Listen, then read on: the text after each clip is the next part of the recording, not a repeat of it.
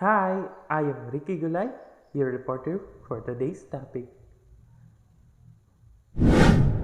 So today we will tackle Religion Within the Bands of Reason Alone in 1973 by Immanuel Kant. So, about of this book.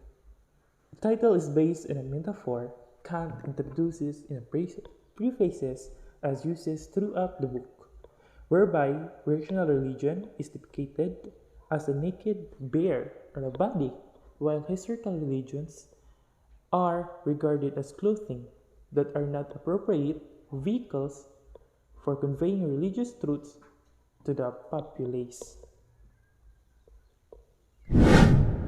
So, although its purpose of this book and original intent has become a matter of some dispute, the book's immense and lasting influence on the history of theology and the philosophy of religion is indisputable. Originally published in 1792. Immanuel Kant's book, In Religion, Kant explores the legitimacy of religious experience. He argues that organized religion often gets in the way of genuine religious experience, thereby threatening the moral development of humanity. This argument spans four sections. So these four sections have four parts.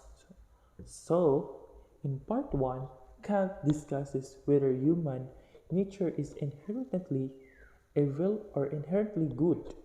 He thinks we have a predisposition to engage in good behavior, which comes in three instinctual urges: propagating the species, fostering meaningful, stable relationship with others, and respecting the moral law. Kant thinks that in addition to our inclination to be good, we have a simultaneous propensity for evil and immoral behavior. Kant suggests that we will see the truth of this thesis if we examine the evil abroad in the world around us. The state of current political and social life will convince skeptics that people are in need of moral development. So in part 2, Kant argues that it is possible for us to become morally good by the following the good example of Jesus Christ, who resisted enticing temptations and by instituting a wholehearted change in behavior.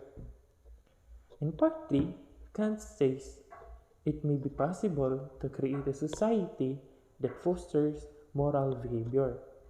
Such a society will emulate the ideal church invisible, an association of individuals committed to living morally upright lives.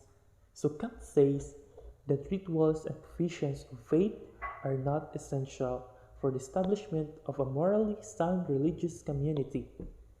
We can now our duty to observe the moral law without the aid of miracles or common religious practices. In part 4, Kant continues to criticize certain aspects of organized religion.